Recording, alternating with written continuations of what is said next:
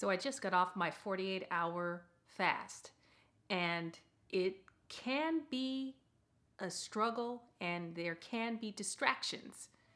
But let's talk about what they are and how to avoid it.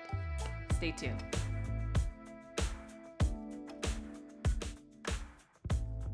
Hi, I'm Reggie from Reg Edit It. Thanks for joining my channel. If you're new to this channel, please subscribe.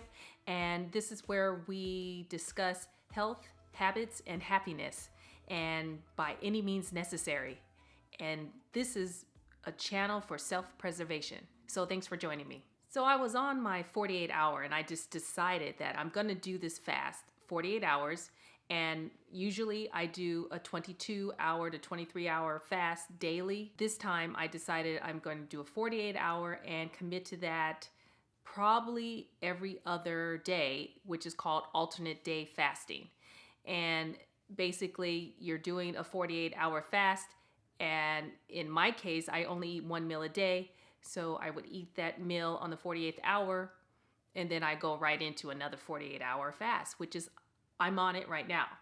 And basically I'm in the 24 hours in the halfway point of this second 48-hour fast that I'm doing. I just want to share what I've done on this last 2 days that is a little bit different from what I've done in the past.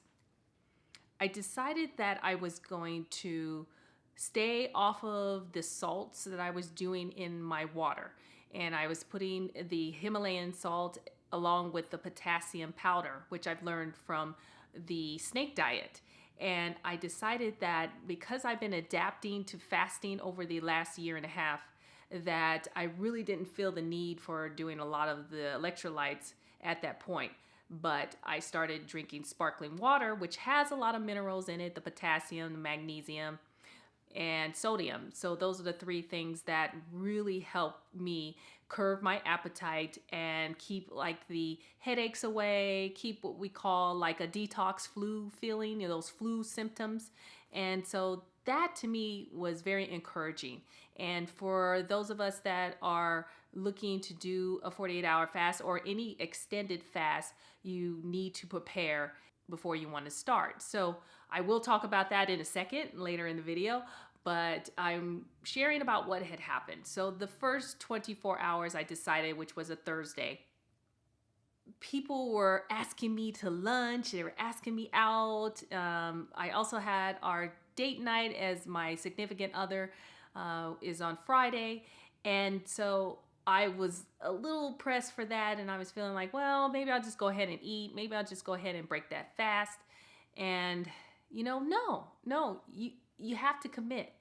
And when you decide that you're going to do the fast, that's the best thing for you, is just to say, okay, today is Thursday. I'm going to do 48 hours. I'm not going to let anyone distract me.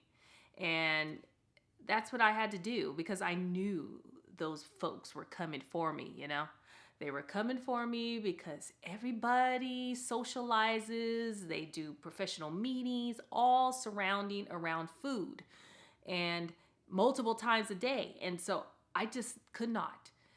I decided to just keep being busy. I was working from home on Thursday and I just kept being busy. And then I went and ran some errands for work. And so that is the key, is just being busy.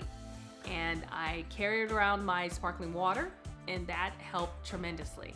Now on Friday, I decided to take the day off because I have all my vacation days filling up, and if you don't use it, you lose it. And so, but it ended up that I was working half a day. My fault, I'm sure, but we have some serious deadlines we're up against on the following Monday. It ended up being taking up my morning, and I was in the car sitting in different parking lots, ended up just working. So the second part of the day, I decided that I'm just gonna go and sit in a coffee shop and work on videos, editing and things like that. And I ended up going to my tea place, my favorite tea place, and I had some tea.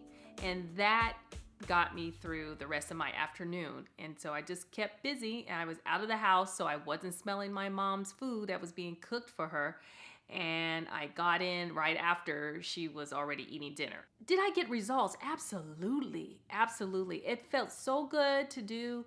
And what I can say is it's not just about weight loss. when it comes to living the fasting lifestyle, not for me.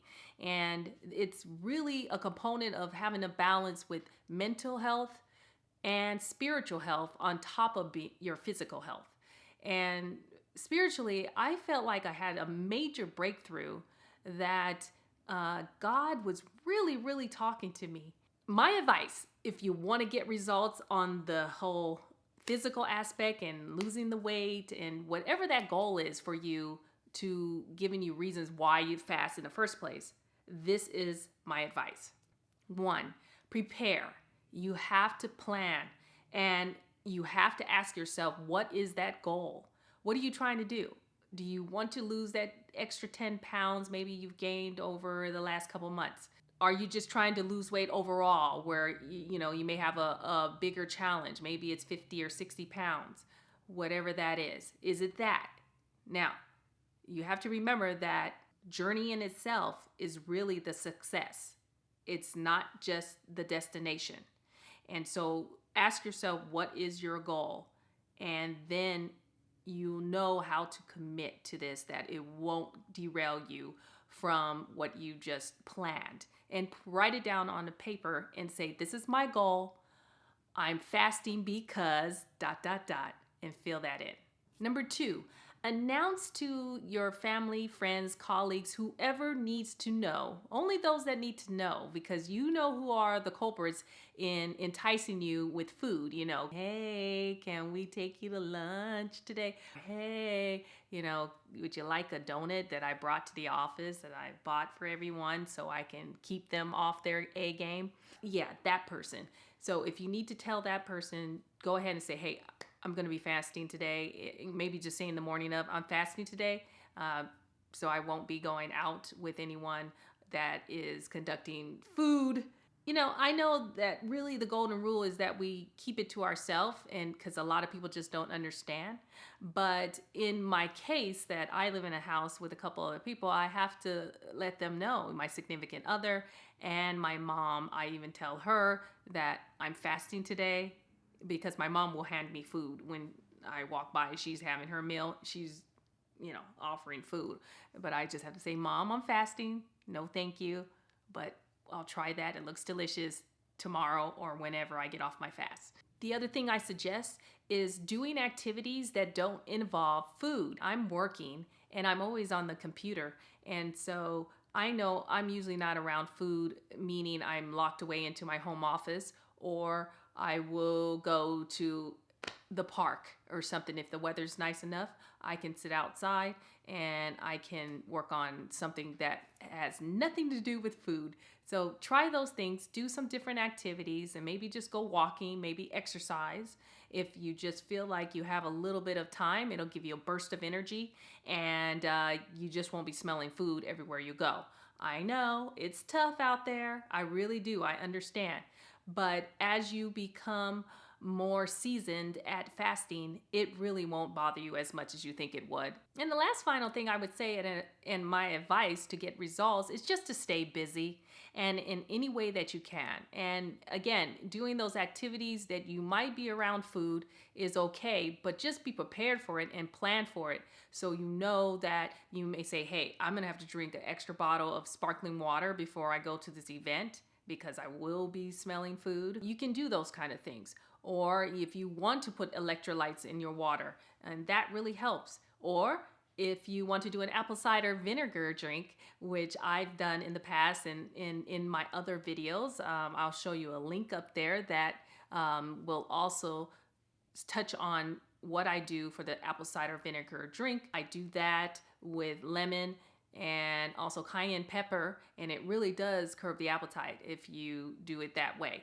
The question is, if you have any tricks or hacks that you do to get you through an extended fast, I'd love to know. Please leave a comment below, and I look forward to hearing all your tricks and tips, because I'm sure there's a lot more that I could have covered, but for this video, this is what I got. And so I appreciate it, and remember, caregiving begins with you. And don't forget, and I'll talk to you later. Bye-bye.